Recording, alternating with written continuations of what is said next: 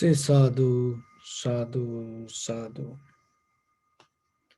So, dear Dharma practitioners, when it comes to our human life, we mainly focus to our body and we focus to our day-to-day activities and to this material world. But if you look very carefully, this everything bound by your mind. If the mind is no longer with your body, what will happen? This everything start to detach. Even the people start to take your body away and start to burn or keep it away from them. This everything happens because of the mind. So even the mind is like that. Just having a mind doesn't mean you having a life. So you have to have a mind with the wisdom and knowledge and understanding. Otherwise, you're not going to get the right purpose out of this life. So then when it comes to the wisdom, how you can find out the right, exactly what to do and what is the right things to follow. By thinking yourself, you cannot get it. So that's why you need the help of the Dhamma. But even that you have the help from the Dhamma or from your parents, from your elders, sometimes they advise you. But still, if you don't mature your mind, if you don't develop your mind, sometimes what you hear may not going to bring the right knowledge or the wisdom to yourself.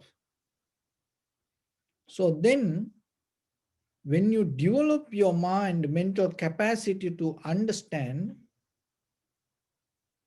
what will happen? So whatever the Dhamma or whatever the advice or the culture or the tradition, or even reading a book or listening to something or learn whatever you learn, that anything can bring the maximum result out of your life. So then in the beginning, your life depend on mind and the mind depend on the wisdom. So the wisdom depend on the capacity of your understanding. So the capacity of understanding depend on the clarity of your mind.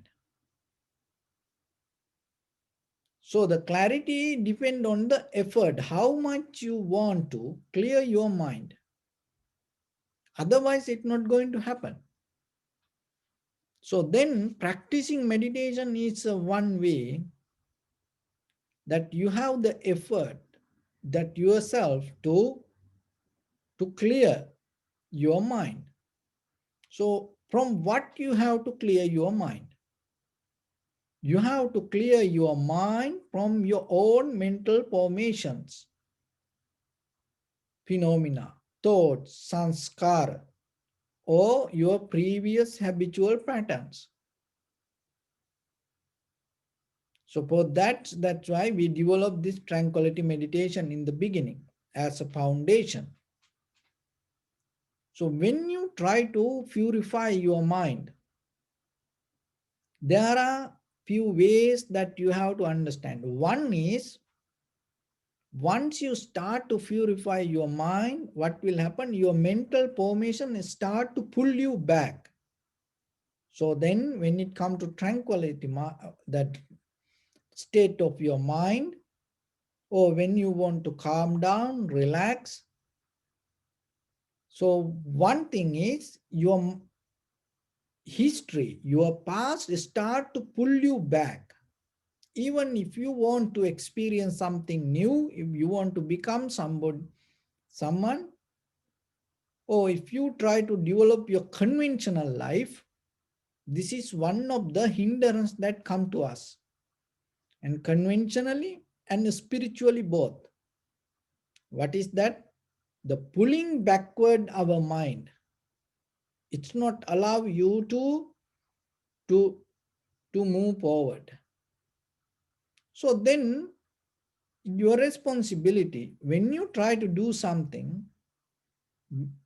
look yourself and see if your mind try to pull you back, and try to detach it from that current. So when, as example, when you practice meditation, very clearly you can experience it. When you have some intention, when you trying to focus your mind to something, so conventionally or spiritually, one thing is try your mind pull you back. And other one is it get disturbed from side. Get disturbed from side mean from your eye, ear, nose, tongue, body, mind, whatever the perception in that very moment, whatever happened, it disturb your mind. So it kind of like a pull to side. Now, first one, pull backward. Another one is pull or push to side. Then that also you cannot find the centered mind. So as example, when you practice meditation, in that very moment, somebody open the door or maybe start to do something or watching TV and go to eat something. So like that, in that very moment, from side, bringing kind of like a disturb, it push you to the side. So other one is, and try to jump forward. Try to jump forward is kind of like when you try to find the center, you think ahead, you dream, you projecting your mind to future. So that way also, that you cannot gain the tranquility state. So one is pulling backward, another one is pushing to the side, another one is jump forward. And another thing, shrinking. That's mean shrinking mind is sleeping, lethargic, lazy. And you come to and you start to practice and sit your back straight, and then what happens slowly? Shrinking means it's your whole body go down like this, like this. You shrink it down. It is just not the body. So the body react to the mind. So those are the things that you have to be aware when you practice meditation, and when it come to the when you try to purify the mind. So to develop that, you have to have the awareness. So otherwise the wisdom, no, the clarity, don't think it's just jump to your head from the sky. No, because of that, why we have this kind of situations in life, why we go through this kind of experience, because in the past we have done things similar to this. So as a result of what we have done, we experience this everything today. Then because you don't like this, it's not going to go away. Because of you pray, it's not going to go away. Because of you wish, things not going to change overnight. because things happen according to necessary conditions, things in that very moment, and related to whatever we have done in the past. That's why I call the cause and effect. Just if you don't see the cause, just struggling with the effect is not going to work. Then you have to be very careful and mindful. So you don't need to afraid for this anything. Only thing is just recognize what is the method. Once you recognize the method, and you can apply the Dhamma. So that's why remember this, everything depend on the condition of the mind. So that's why you have to develop the clarity. For that clarity, you have to have the, the awareness. So when you come to the awareness, those are the hindrances that can, come to us. So one is pull backward, other one push to side, another one jump forward, another one shrinking. So if you are able to be mindful and protect your mind from this all the hindrance, that whatever come as barriers, so that will help you to find your tranquility state. So when it comes to this life, remember we have very limited time here. So as a human being, if it come to 100 years to live, it is 30,000 days that we have. In these 30,000 days, that most of the days that we pass unknowingly. And when it comes to months, 1,200 months. And that months that you see, and it goes like dreams. And when it comes to 4 seasons, 300 four seasons you will experience if you live to 100 years. So it's keep going that, and changing and keep going, it's like a dream. So you have very limited time. And within that very limited time, even practicing something for your mind is very rare. Look in day-to-day life what we do. We do a lot of things for this conventional life, for outside reasons. But end of this all, you have to go with your mind. So then always remember, keep the clarity in your mind. When it come to the clarity, that clarity used to need to develop the wisdom. So the wisdom is the most important part. And when it come to that development of the wisdom, what the Buddha mentioned, that one of the important thing that you have to have, Satpurisa Sevana. So the Satpurisa Sevana means that you have to have the good people around you. So Satpurisa Sansevana is having a kind of like a right people as a network around you is always blessings. But it is not going to happen just itself. So you have to be wise to find the right people. Otherwise, it's not going to happen.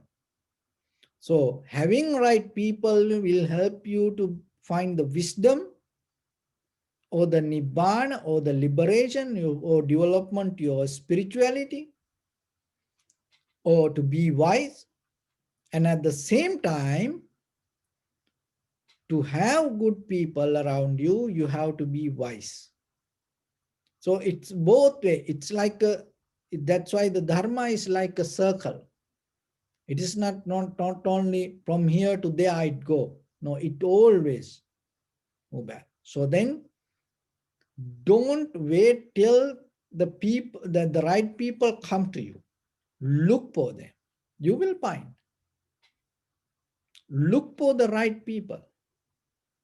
So whatever the lifestyle that you develop, whatever the person that you want to be in the future, so if you have the intention even to attain to the Nibbana, just by thinking yourself, keeping as an intention, it's not going to work. So the very first thing that you have to do, start to look for right people and slowly anchoring to that people little by little, little by little. So even that if that people not going to be around you, try to follow that people. So that will help for you. You need that. So especially during this time, see that what happened to the world, when people start to slowly detach from the people and get into the machines and technology. And now, the people start to have the relationships, not with people. When people start to having partnership, not with people, with the machines and technology. So then, you know, it is not about people can live without husband, wife, children now. People can live like that way. But they cannot live without cell phone, without internet, without computer. They cannot live without TV. They go crazy. But if the husband or the wife is not at home, they feel so good, so happy. But no, if the TV doesn't work, they go crazy. So it became our, you know, the new lifestyle. But still you have to remember that not going to help deeply help us to develop our spirituality. It always come out of the people. So that's why keep the connection with the people somehow. You use the the machines and technology, and remember to keep the build up the right kind of network around the people. Otherwise, it going to be very difficult for you to find the right path before your time end. So the second one is Saddhamma Sansevana. Saddhamma Sansevana means that the listening to the Buddha's teaching. Maybe you will listen to many other spiritual talks or the teachers like that. There's nothing wrong with that. But still, there is something little different when it comes to Buddha's teaching. Because in the Buddha's teaching, it never take us to greed, hatred, and the delusion. And it is a kind of like a pure wisdom. But when it comes to like ordinary people, they have a marriage life, they have children, they run a business, and once a while they come and they start to give a talk and they go back to their life. It's nothing wrong. It's conventional. It is good. We have to do that because otherwise whole world cannot just keep listening to the Buddha's message. It's not going to happen because it's the spiritual life also have different kind of stages. You have to go step by step, step by step, step by step. That anything that we use overnight, it didn't come to our hand. There is a history, there is a process. So the life also like that. Spiritual life also have a process. Maybe in the beginning you go with some friends clubbing and then you get tired, but from there you find somebody and that person go to kind of like a singing or dancing, and then next day you try with that, and then the next day you tired with that also, then you go to maybe gym, and then you go, and then from there you find a yoga, and then you go to the yoga class, and then you find a kind of like martial art and you go there, and then you find somebody practice some kind of meditation, and then you go there. And then after that, so like that, it is a circle, it is a journey that you go. So, but in what you have to know, you have to know that you are growing in this path. Otherwise, remember, you have to find, or you have to look around and see in where you should move. If you don't grow, if you don't feel that you are growing, if you don't feel, if you don't see that your own mind, how this inside work, then you have to look for that. So the Buddha's teaching, somehow when you have opportunity, you know, go and look for that. That you now web online, there are many websites. You can get into the Tripitaka even, and there are a lot of monks and giving the Buddha's authentic sutras lectures. So kind of like that.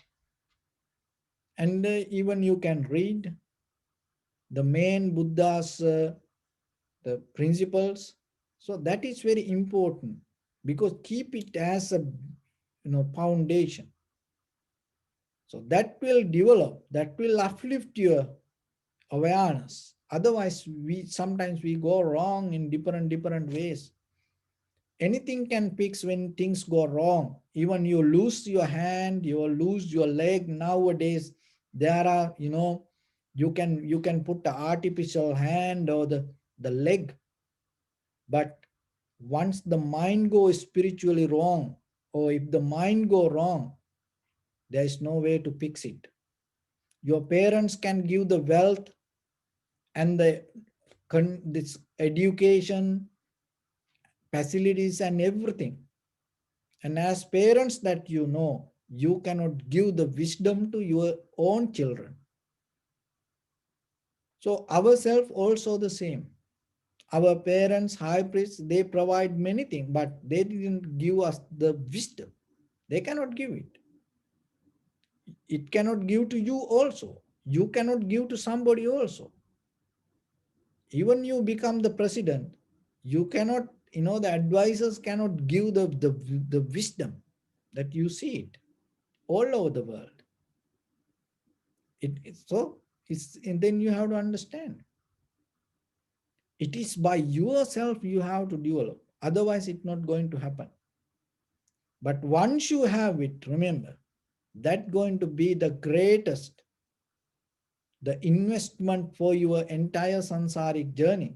And that going to be the beautiful outcome going to happen from your life, the wisdom. So then for that, you have to get into the right wisdom.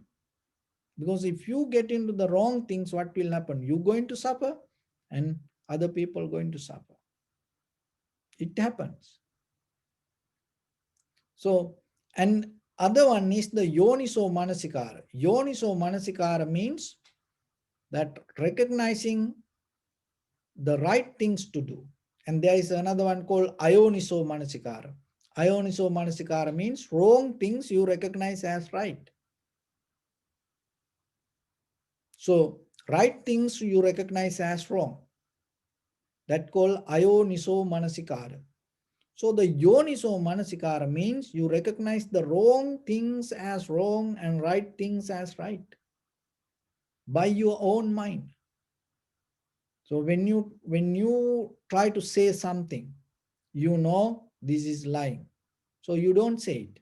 That is yoniso manasikara. You recognizing. And you want to tell lie. And then you think, oh, other people will like it and they will be happy about it, and thinking like that, and they will be proud about me, and you tell the lie. See, that is ayoniso manasikara. You recognize the wrong things as right, doing things the same. So with our bodily, verbally, mentally action, with these three actions the same. And unnecessary things you keep thinking, and then you believe it is thinking like that way, it is good, it is right. And Whatever you should think, you don't think. You think it is wrong. As example, very simple example, reminding death. That is one of the beautiful thing that if you can do, you should do. And it's going to completely purify your life and change your behavior, and you become a better person. But how about if you try to tell other people to to tell them to think about the death, they ask, are you crazy? And they think it is very bad, very negative things. See, right things you take as wrong. That is ayoniso manasikara. So then yoniso manasikara means recognizing right things as right and wrong things as wrong. So that is the main purpose of the culture, traditions. But today it's going little by little, little by little in different ways. But that was the main purpose, bringing the right thing from our forefathers to this moment, from our ancestors to this moment. And your purpose and your responsibility should be taking the right things from you to your children, giving the right things. So that is the culture, that is the tradition. But if you bringing the wrong thing from the past and giving it to the present generations, that is not the culture. So like that, yoniso manasikara means recognizing right things as right. And the fourth one is dhammanu dhamma patipatti. So dhammanu dhamma patipatya means living according to the dhamma. So that's mean developing tranquility meditation and vipassana meditation, and having a self-discipline, and developing your life and having a very successful conventional life, and at the same time developing your spirituality through that success and end your life from spirituality. That is the Manudama Patipat. When you have a conventional life in a proper way, you feel happy, comfortable.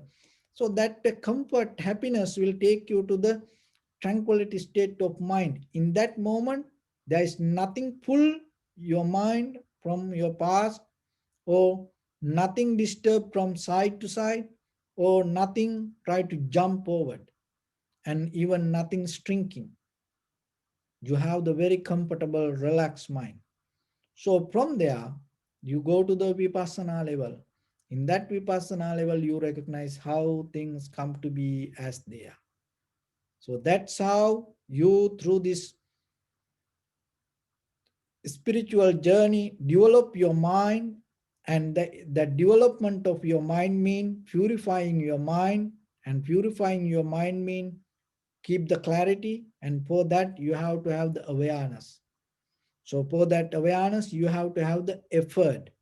So the effort within four things. One is finding good people, finding the right people. You have to have the effort for that and holding and being with that people.